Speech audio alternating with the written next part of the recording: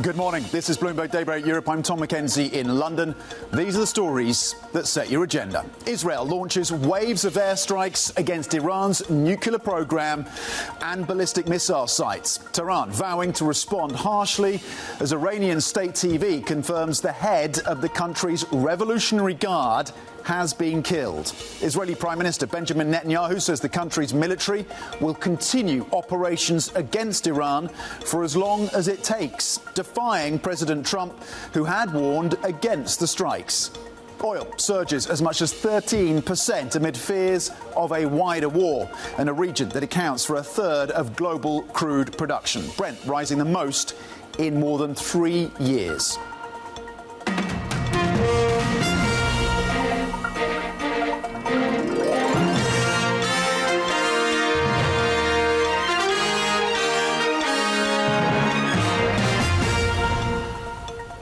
A major, unprecedented attack on Iran's nuclear facilities by Israel. We continue, of course, to watch the market impacts and the details on the ground, with the IDF saying in the last couple of minutes that 100 drones have been launched from Iran towards Israel. Watch the Straits of Hormuz as well when it comes to the question of oil and how Iran responds around that potential chokehold on oil flows globally. European stocks then risk off across the equity markets globally. European stocks pointing lower in the futures by 1.8%. A similar picture for the FTSE 100 and the S&P E-minis. FTSE 100 here in the UK looking lower by 0.4%. There will be some support for the UK in terms of the energy majors and higher oil prices. S&P futures pointing lower by 1.6%. NASDAQ 100 looking to drop 405 points. Risk off across the equities, money moving into the safe havens. Let's flip the board and have a look at the moves around the dollar. The dollar is supported in the session. The benchmark US 10-year at 4.33. Yields are down. Money is moving into US Treasuries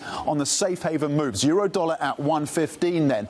The single currency under pressure as the dollar soars up 0.5%. Brent crude, that is the focus, of course, on these geopolitical tensions in the Middle East at 74, close to $75 a barrel, up 8% in the session today. JP Morgan putting out a note yesterday saying in a worst case scenario in the region, you could be looking at $130 per barrel on oil. Inflation impacts as a result of that and how central banks respond. Gold also benefiting from that safe haven move, the yellow metal up 1.2% in the session.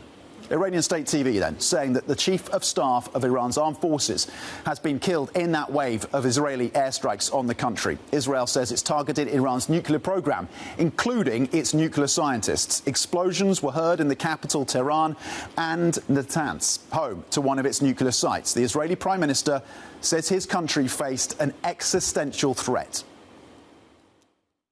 Moments ago, Israel launched Operation Rising Lion, a targeted military operation to roll back the Iranian threat to Israel's very survival. This operation will continue for as many days as it takes to remove this threat.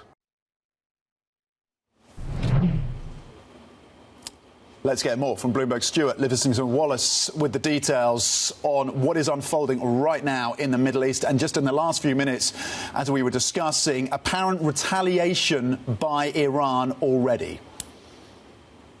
Yeah, good morning, Tom. So, yes, I mean, it does look like something is underway. Obviously, we're having this from the Israeli side at the moment, and I will say that 100 drones is probably not the end of it.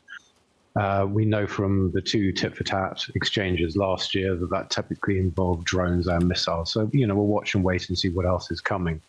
But I think in terms of the scale of this, thinking about those Israeli strikes, it is quite extraordinary just how much they seem to have targeted. So as you say, it is nuclear sites, but it's also individuals both within the military high command, apparently very successfully, and also nuclear scientists, again, to try and degrade the nuclear program. And then on top of that, some suggestion, although not confirmed, that they may have attacked some of the energy installations as well. So there was reports of smoke in their refinery. Iran has subsequently come out and said that all its refineries and fuel operations are operating normally. So that's, again, something we'll have to watch in the next few hours. Stuart, given the extent of this attack by Israel on those facilities in Iran, do we know what the details are? Do we have clarity yet in terms of the extent of the damage on Iran's nuclear program? We know they've attacked Natanz. Do we know any details as to whether or not Fordow under that mountain was also a target for Israel? Short answer is no, we don't. So we have had some preliminary briefings where we get some sense of the scale of the operation. But I would expect in the next few hours we'll get more detailed briefings, and I think Israel will be watching carefully to see what sort of damage has been done. What is interesting is that the Israeli Prime Minister came out and said that, this will continue as long as it needs to, which is sort of rather open-ended. So my guess is they're going to take a look at the damage and decide what else they have to go after. In terms of its military equipment, they don't have the same size bombs as the US does. So the assumption has always been that if it's going to target these nuclear sites that typically are buried very deep underground, protected by an awful lot of concrete, then they're going to have to make repeated hits again and again and again. So, our assumption is they will look at the damage and then decide what they're going to do going forward. What are the risks that this escalates into a wider conflict? So, I think the number one risk is at the moment whether Iran decides to go after US military assets. There has been talk about that. And you saw that evacuation, particularly in Iraq, and then that sort of wider move to get, the families of military personnel out of the region. I think if that happens, then you should expect a very swift escalation because the US would have no option but to respond. Secondarily, I think it depends what they go after in Israel. So, for instance, if they go after civilian targets, that again will up the ante, and Israel may feel itself obliged to do a great deal more than it's doing at the moment. So it rather depends on what the retaliation looks like. As you say, so far we know there's 100 drones supposedly that have been launched. They will probably be moving fairly slowly, relatively speaking, or at least relative to things like ballistic missiles. And then we'll just see what the targets are and what Israel's response is. But typically from history, we know Israel is very effective at knocking these things out of the sky before they get anywhere where they can cause damage.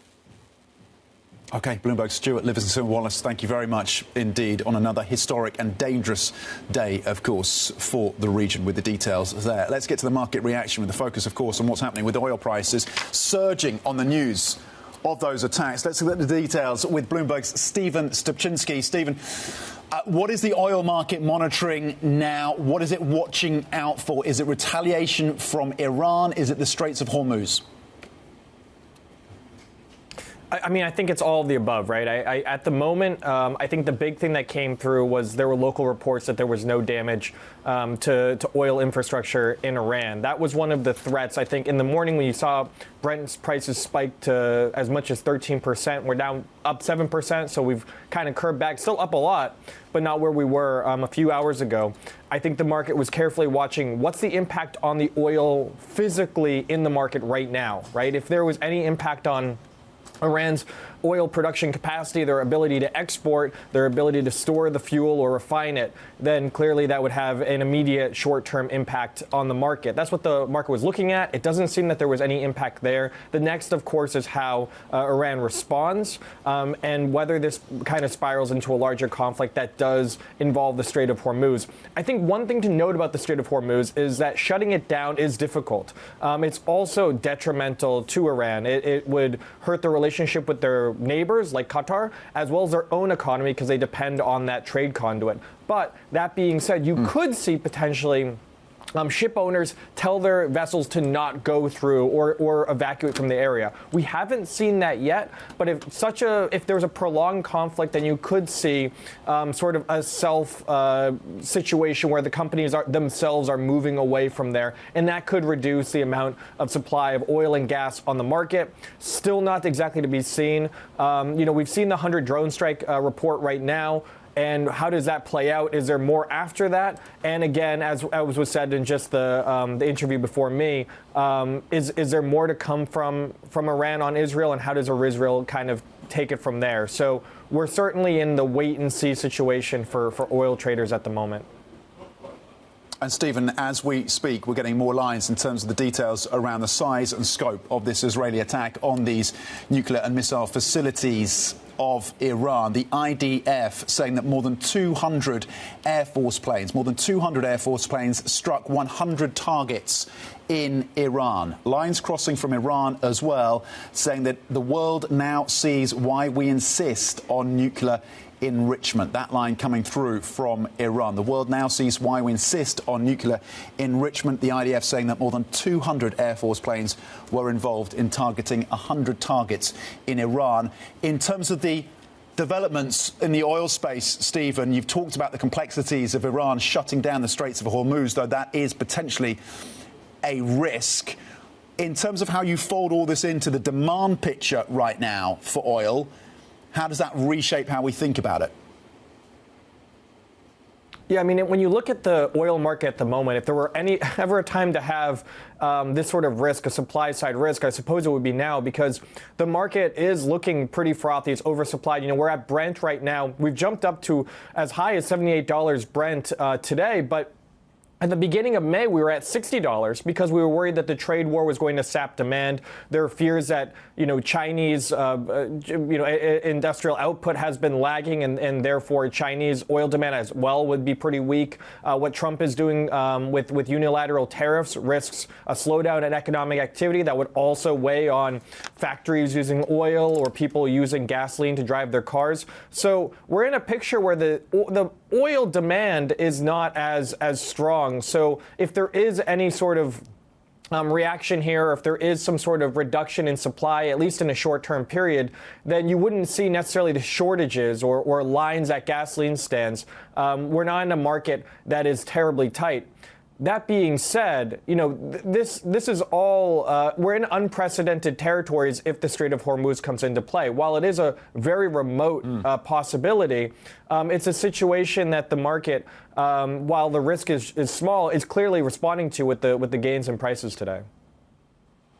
OK, a remote risk, but one that would cause major disruptions, of course. Brent currently up 8.4% at $75 a barrel. Bloomberg. Stephen Stupczynski, thank you very much indeed for breaking down the oil market impact as a result of this flare-up in tensions in the Middle East. Let's bring in Bloomberg's Valerie Teitel now for a broader look at the market reaction on what is, of course, a major risk-off day right now, Valerie. Yeah, risk-off across global equity markets from the U.S., Europe, and Asia, all decently in the red. S&P 500 futures down 1.6%. It's its worst session in just around 3 weeks. So comparable, not necessarily that bad, but it is pulling us back decently from all-time highs that the S&P 500 index was approaching. But we are negative across global equity assets. My question is, how is the dollar reacting to this? And it is clear this morning the dollar is acting like a safe haven. Bloomberg Dollar Spot Index up some 0.3%, rebounding, Tom, from two-year lows quite strongly, maybe to the demise of all those dollar bearish positions out there. But the U.S. dollar is acting like a safe haven in this kind of scenario.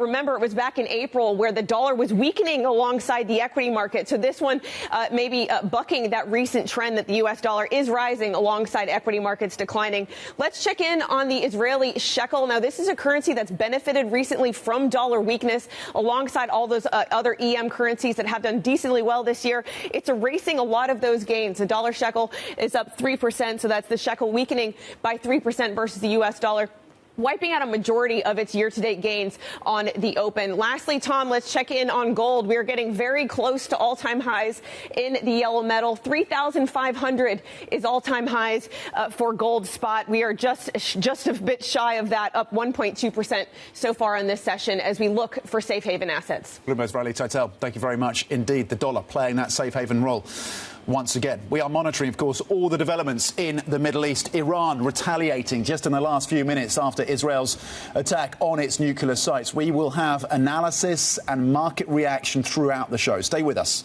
This is Bloomberg.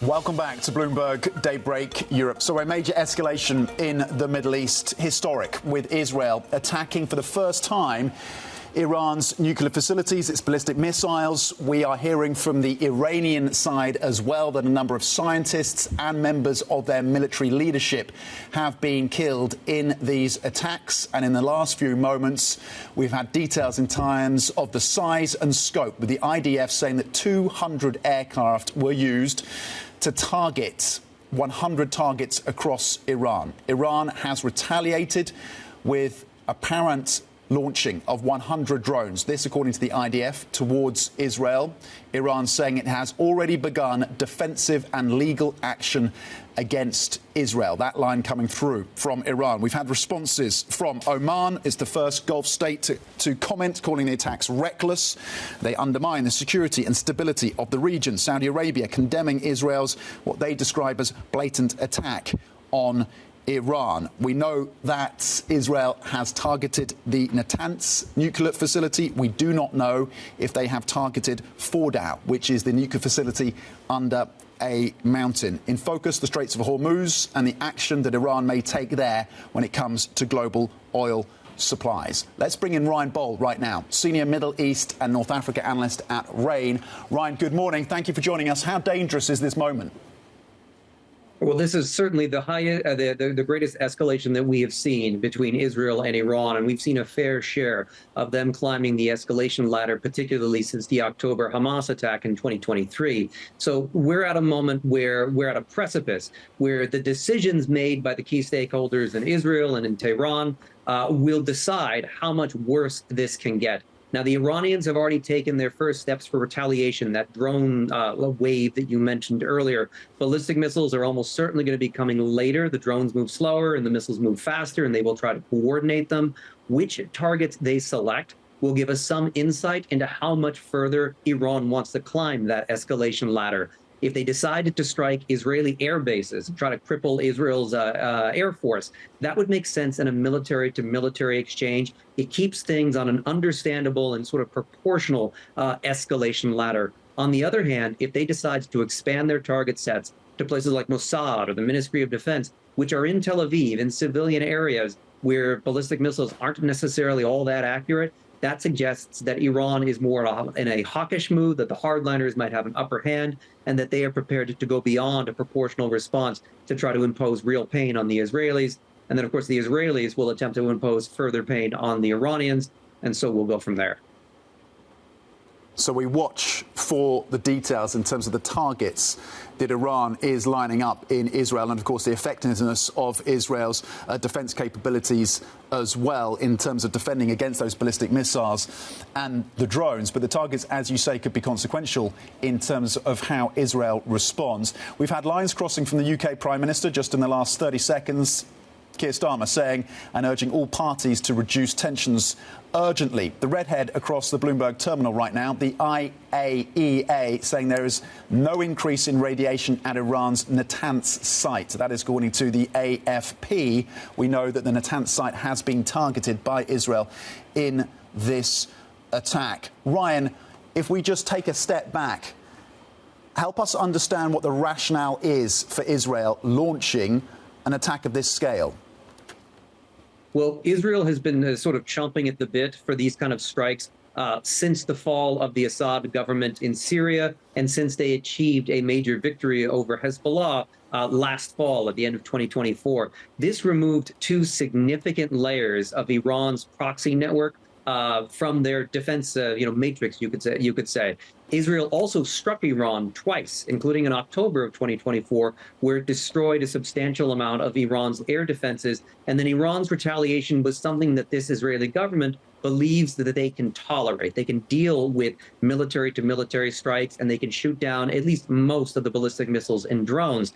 And so for Netanyahu, he believed that with the Trump administration now in the White House and with these other major strategic developments having taken place across the region, that he had a narrow window to strike Iran and attempt to destroy the Iranian nuclear program, and as a result, endure a relatively minimal amount of backlash, both diplomatic from the United States and military from the Iranians, who, of course, have been shorn of some of their major proxies over the past year.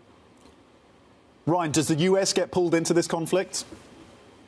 And that is a significant question. I tend to think that in the early hours of this morning and throughout today, this will remain an Israel-Iran war. But what we don't know is what is going on inside of Tehran in the wake of these assassinations. The Iranians have already blamed the Americans for this. They will hold the Americans responsible, at least on an intelligence and a political and diplomatic level. Now, does that reach a threshold for the Iranian defense establishment where they decide to take the risk to begin attacks on U.S. assets within the region. And they know that if they do that, they will be provoking a president, President Trump, who tends to rise very aggressively in the face of provocations. But they also know that President Trump tends to not want extended conflicts and was elected on a promise of ending wars rather than starting them. And we saw him disengage from the Yemen conflict when it became clear that there wasn't a military solution to the Houthis. So there will be a very vigorous debate within Tehran happening right now. We don't know who's going to get the upper hand, but there will be elements of the Iranian defense establishment that will be saying if they don't strike the United States soon, they will lose all credibility and deterrence against future Israeli strikes. Ryan Bohl, Senior Middle East and North Africa Analyst at RANE. Really important context in terms of the developments that we are seeing on the ground in the Middle East. We appreciate your analysis and insights. There's plenty more coming up, including the latest, of course, out of the Middle East. We're getting international reaction from the UK Prime Minister. We've heard from Oman condemning the attack, Saudi Arabia as well. We continue, of course, to watch the market reaction. Stay with us. This is Bloomberg.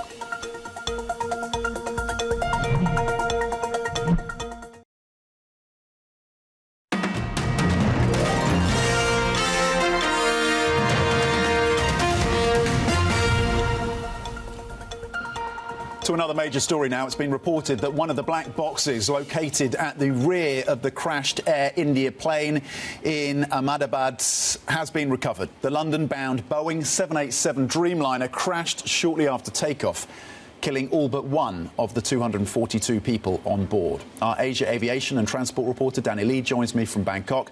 Danny, what are we learning then about the possible causes of this devastating crash? Well, still it is too early to know for now, Tom. Good morning. So I think the key developments really are around the finding of one of the two black boxes. We don't know if it's the flight data recorder or the cockpit voice recorder. And we don't know as well what condition it is in order for investigators to start downloading the data and getting a final readout in the minutes before this tragic crash.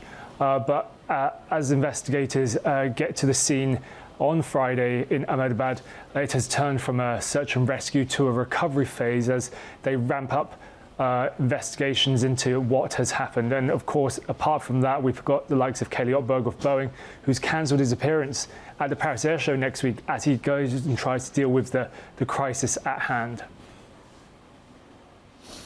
Our Asia aviation and transport reporter Danny Lee on the latest when it comes to the crash. The details, of course, continuing to come through. Our transport and aviation reporter Danny Lee, thank you. Let's get back to the situation that continues to unfold, of course, in the Middle East. An unprecedented and major attack by Israel on Iran's nuclear and ballistic missile facilities. We'll check in on the markets as well, because the moves are there. The dollar is being supported. The dollar is playing that safe haven role right now as investors adjust to the tensions and the sharp spike in tensions. This could be a pivotal moment for the Middle East. Oil prices rising as well, at one point up around 13% in the session. Brent currently at around $75 a barrel. JP Morgan says in the worst case scenario, you could be looking at $130 per barrel. Currently Brent up 11, close to 12% over 3 days, up 7.7% in the session today. WTI gaining 8% at $73 a barrel. US Treasuries are bid as well in these safe haven moves. Yields are down on the benchmark 10-year, yielding 4.32. Gold also up,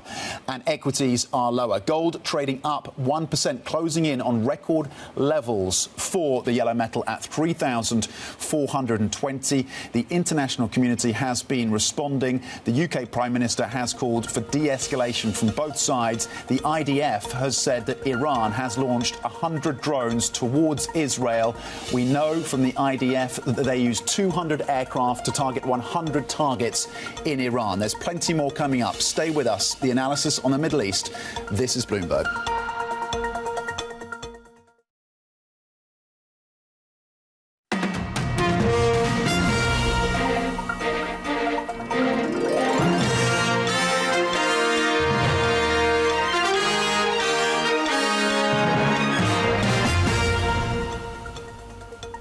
Good morning. This is Bloomberg Daybreak Europe. I'm Tom Mackenzie in London.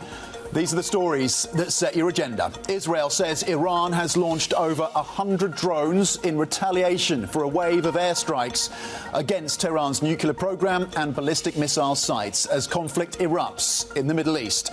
Iranian state TV confirms the head of the country's Revolutionary Guard has been killed. Israeli Prime Minister Benjamin Netanyahu says the country's military will continue operations against Iran for as long as it takes, defying President Trump, who had warned against the strikes. Oil surges as much as 13% amid fears of a wider war in a region that accounts for a third of global crude production. Brent rising the most in more than 3 years. So it's risk off across these markets. Equities are down, futures pointing lower in Europe and the US. The Asian session has been hit hard by the tensions in the Middle East. This is an historic moment. Israel attacking Iran's nuclear facilities for the first time. Iran launching their response, and we continue, of course, to expect further action from Israel. That is what's been signalled by the leadership in that country. European futures down 1.7%. FTSE 100 futures off by 41 points. S&P futures pointing lower by 1.5%. Nasdaq 100 futures looking to drop 381 points. Let's flip the board and have a look at the moves into those safe havens then. The dollar is providing that ballast in the ecosystem right now as investors look to that currency for shelter. You're seeing a similar picture when it comes to gold. The yellow metal is up 1% at 3,422, closing in on record highs. Brent then up 8% so far in the session, pairing some of the earlier gains. But JP Morgan in a note yesterday suggested that $130 per barrel could be in the cards, depending on how the Middle East tensions unfold. In terms of what we're seeing on the 10-year, 432 right now. Treasuries are bid, yields are down. So where do these attacks leave the nuclear talks with Iran? We were expecting talks between the US and Iran in Oman this Sunday. It would have been the 6th round of talks. The US says they want to continue those conversations. Let's bring in Bloomberg's Jonathan Tironi, who covers nuclear diplomacy for us from Vienna. Jonathan, what are your expectations right now in terms of the diplomacy? Has that been completely derailed when it comes to Iran's nuclear ambitions? Well, the bilateral diplomacy between Iran and the U.S. is one plank. That's going to be vastly complicated. Iran has already said that if a strike occurs, it's going to have to reassess its program. It's warned in a diplomatic note in Vienna that it will implement special measures to protect its uranium stockpiles. That in itself, if they're taken away out of seal from IAEA supervision, would constitute another violation of its safeguards agreement. Right now in Vienna, the IAEA Board of Governors is meeting at 9:30. Rafael Mariano Grossi, the Director General, is expected to give his first statement. Diplomacy has entered a very difficult phase. We know from the international agencies monitoring uranium enrichment in Iran that they have been stepping up, the Iranian authorities, and at their facilities, the enrichment of this uranium. What is our understanding? What does history tell us, whether it's via cyber attacks or other methods, about how much and how far Israel can set back this nuclear program?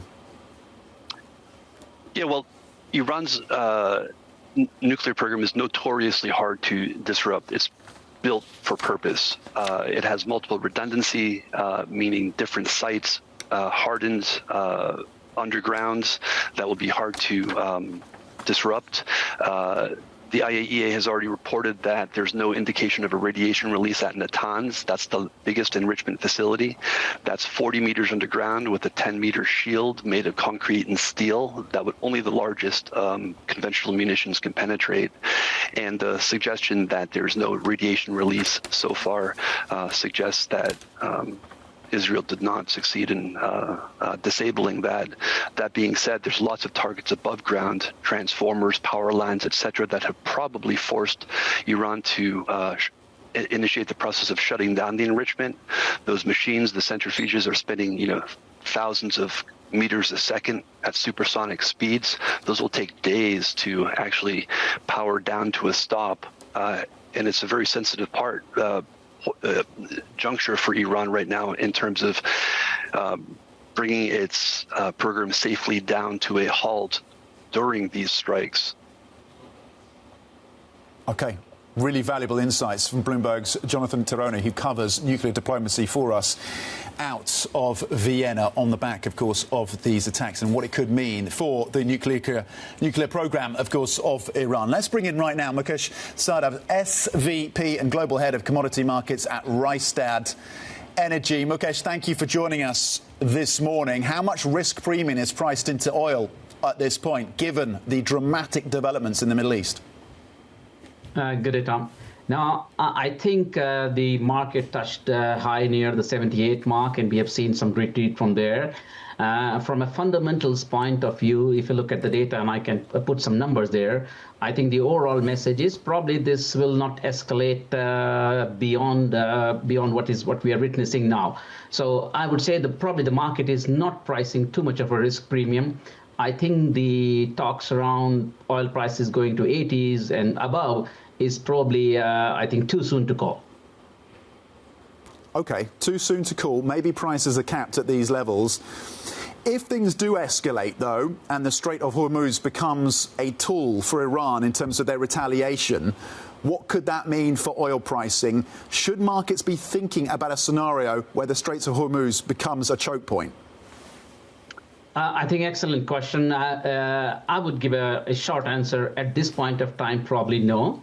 And how I'm thinking about it is that let's put some numbers. You know, Iran is not at the lower ends of the production. Iran's supply, crude production, condensate production has touched 4.1 million barrels per day, 4.1. So I think there is more indeed downside risk on Iranian supply versus an upside risk from a deal. So that certainly Iran is in a strong position. Iran is also strong position on its product side of the market, on its refining system. Iran is very much linked with China. So I would say at this point of time, the fundamentals, the data, and this is not just a US-Iran or Israel-Iran. This is much bigger in my view.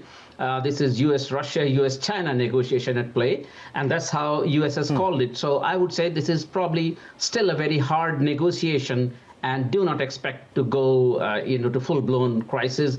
If that does happen, we also know that OPEC Plus has spare capacity available in the world, but it's also good to understand that Strait of Hormuz blockade may make some of the capacity redundant as well. So I guess both sides probably unlikely to escalate into a full-blown crisis for now. What is the level of that spare capacity, particularly when we think about Saudi Arabia, Mukesh? Well, I would say that's a very good question, and I think there are no one answers if you ask around people. But I would say is that if we look at what they were producing in the past, what they were producing these kind of levels, I would say the numbers hover around 5 million barrels per day, and probably a lower number is what they can bring in a faster speed as well. So 3-4 million barrels per day at this point of time to bring, and they have been already gearing up towards that. We all know that we are also approaching the summer of 2025, and US will be watching the pump prices. So I guess the OPEC spare is indeed a big factor which we need to keep in mind for sure. What do you think would bring OPEC to the table, OPEC Plus, with additional barrels on the oil? What would be the catalyst? They're already putting on more than many analysts had expected at the start of this year. What do you think will OPEC Plus and the Saudis be watching that would trigger additional barrels on the market? Now, before I answer, that's a good question. Before I answer that question, I would also want to point out that is it the real production or is it the increase of the targets? If we specifically look at the July numbers, the increase is very much at what we expected through our data analysis that they will produce. So I believe by increasing the targets for now, OPEC Plus wants to send a signal that there is good compliance. I think there was too much of a narrative in the market of non-compliance and cheating and Kazakhstan. So I think they have taken care of that sentiment. That sentiment was not really helping on the oil price side. Now, when it comes to the need, I would say from May to the August crude market fundamentals, supply versus demand, there is tightness. There is more barrels needed in the market. So I believe that OPEC Plus, as they have done accelerated increase of 411 barrels per day, they can do the same thing for August. But I think the biggest challenge is that if they do too fast, too much, then they can flip the market into contango and surplus emerge because refining system goes into turnarounds after August, September. So they have to be very careful And I believe they will be very measured in that space. Does it change the demand picture for China and for the US when it comes to the driving season in the summer? I would say that, yes, there are many other things happening in the market, not just US, China. I believe, good to point out that Europe is also considering some ban on product imports made out of the Russian oil throughout the system. So I guess that there are so many dynamics, but overall, May to August, I believe the fundamentals are strong. And I would also say that there is going to be a bit of an oil anxiety in the market, where every country, even if there are demand concerns in those countries because of the whole tariff situation, I believe a lot of those countries would be running their refining systems hard, converting crude to the products, and be ready for the summer. And we have seen some of the heat things as well. So I guess that overall, the oil anxiety will keep crude demand high, even if the end user demand may show some concerns. Okay. Really important insights. Thank you very much indeed. Mukesh Sahdev, SVP and Global Head of Commodity Markets at Rystad Energy, with reaction in terms of how the markets are adjusting to the news out of the Middle East. Let's get more in terms of the market reaction and bring in Bloomberg's Valerie Teitel. We'll start on the broader markets, Val. In terms of that reaction then, equities down, treasuries gaining, the dollar is bid. Yeah, this is a very traditional risk-off move. Remember, we haven't necessarily seen many of these recently, because what we have seen before is that the U.S. dollar has slid alongside equity markets being in the red. That's not what we're seeing this morning. Equity markets are down. The dollar is higher. Treasury yields are lower. So we're back to the traditional framework of risk off. S&P 500 futures are down 1.6%. It might sound bad, but it's around the worst session in 2.5 weeks. So I guess not the end of the world for global equity markets. We are now backing farther and farther off from all-time highs in the S&P 500. I do have my eye on gold as well. Remember, the record high for gold is 3,500. We're trading at 34.20 at the moment, 1% higher on today's session. But yes, this is very much a traditional risk-off move into havens. You're even seeing things like the Swiss franc outperform amid this dollar strength. And we've been scrutinizing, of course, the oil price moves.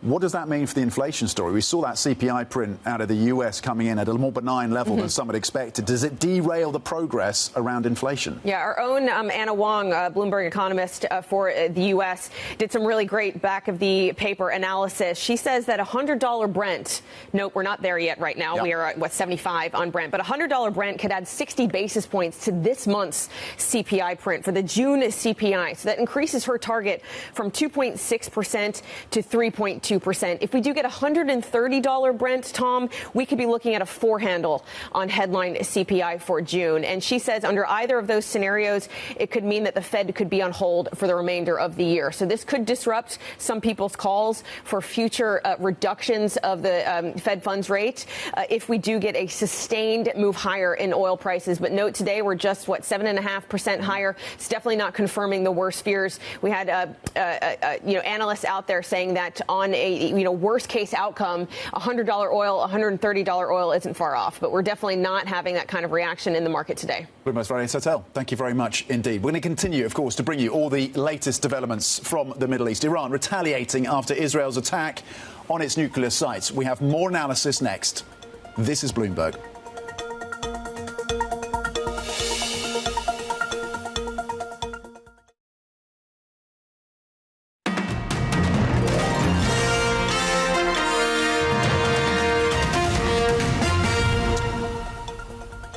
Welcome back to Bloomberg Daybreak. We're getting more details right now on this unprecedented attack by Israel on the nuclear facilities and the ballistic facilities of Iran. We know from the IDF, they say they used 200 aircraft to target 100 targets in Iran, including the Natanz nuclear facility.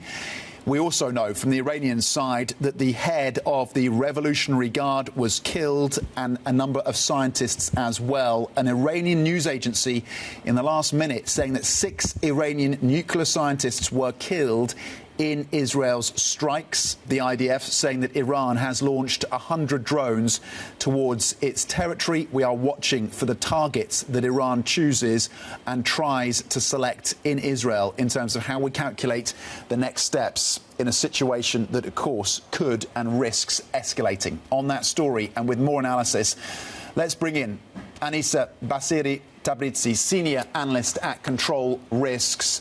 Aniseh, thank you for joining us this morning. Do you expect this conflict and this pivotal moment that we're at now to be contained? Well, that's certainly the hope, but it doesn't look like this is something that it's going to be stopping at the response that we are seeing right now from Iran. They didn't wait very long to respond, and I don't think it's going to be the only response that we are likely to see.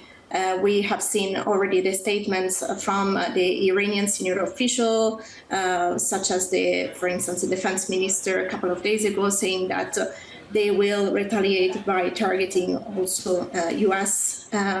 Targets across the region. And that probably is the reason why the decision by the U.S. was taken to withdraw some of its presence, particularly in Iraq. And I think the sense is that this is really the beginning of an escalation cycle.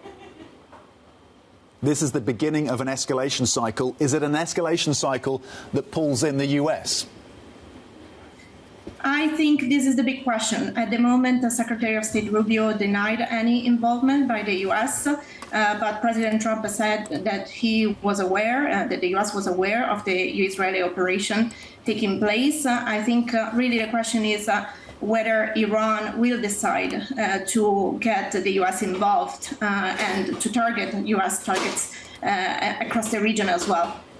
It is very likely that they will see the U.S. as being responsible. We know that in parallel there were ongoing talks on the nuclear issue, but this was stalled. I don't think we are likely to see the continuation of those on Sunday, and I think instead we are likely to see the Iranian side escalating with both Israel and the United States. Geopolitically, regionally, Aniseh, how does this ripple across the region? We've had a response from Oman, which was meant to be hosting those talks between the US and Iran on Sunday. Oman saying that the attacks by Israel were reckless. We've had comments as well from Saudi Arabia condemning Israel's what they describe as a blatant attack on Iran. Do you think Saudi Arabia, behind closed doors, off camera, out of sight of reporters, is actually celebrating these attacks? What is the regional response at this point? I think it's unlikely that the regional countries are celebrating what is happening. The situation is very different from what we have seen, say, in 2019, 2020, when there was open support across the region for maximum pressure, for even selected targets and military campaigns against Iran. The concern is that this will have a ripple-off effect for the economy and the security of countries across the region, which is obviously something that Saudi Arabia, the UAE, Qatar, none of these countries want.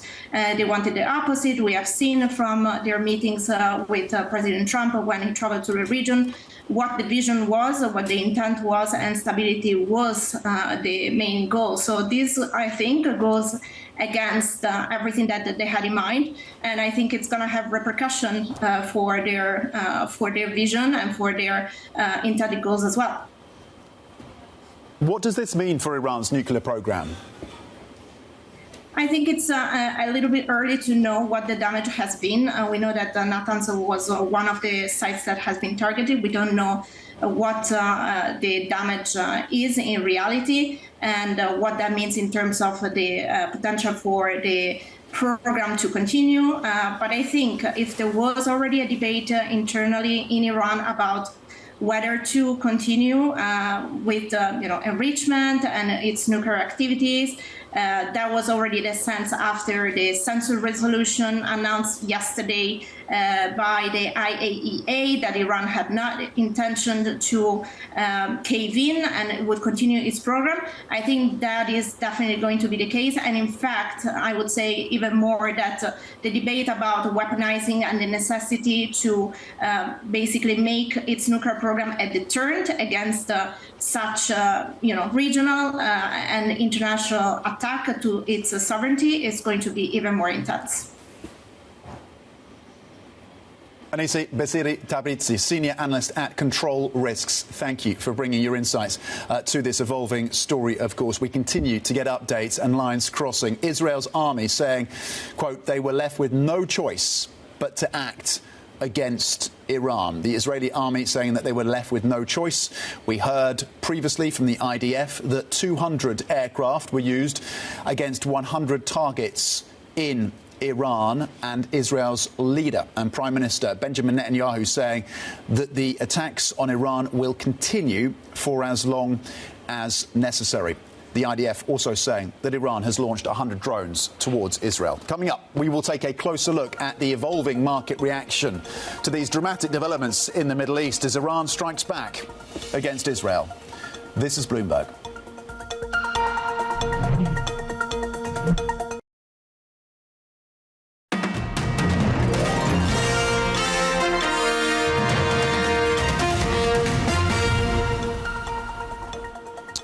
Welcome back to Bloomberg Daybreak. The market reaction then, of course, in focus on the back of these historic and major attacks by Israel on Iran's nuclear and ballistic facilities. Iran responding and retaliating with 100 drones. That's according to the IDF, which used 200 aircraft to target 100 targets in Iran. We watch, of course, the oil price moves at one point spiking in the session today by 13%. Some of that has been paired. This is the move over 11 days. Gains of 11.2%. You're closing in on $75 a barrel on Brent. JP Morgan putting out a note yesterday saying that in a worst-case scenario in the region, you could be looking at $130 per barrel on oil. What will the OPEC Plus response be? Has Saudi Arabia the additional capacity to put more oil on the markets? Watch the Iranian response around the Straits of Hormuz. Do they look to constrain flows and shipments of oil as part of that retaliation? Let's check in on the markets then, with equities pointing lower, of course. It was a grim day in Asia. European futures pointing low. There's a breakout, though, of course, in terms of how travel and leisure will respond as a sector. The airlines are called lower, of course, as many of these countries now close their airspace. The energy majors pointing higher and called higher as a response of oil prices up around 7 to 8%. S&P futures down by 1.5%. Euro stocks pointing lower by 1.6%. And in terms of the Asia-Pacific session, you're seeing losses there of 1%. Let's check in on the dollar. It's playing that role as a safe haven right now. The greenback is bid as money moves out of some of the riskier parts of these markets, seeking shelter. Also seeking shelter in the yellow metal. Gold up in the session, closing in on those record highs, gaining as money is recycled out of equities and riskier parts of the market into spot gold at $3,425. Markets reacting to the developments in the Middle East, which are coming thick and fast. We keep you up to speed, of course, and keep you across the analysis. The opening trade is up next. Stay with us. This is Bloomberg.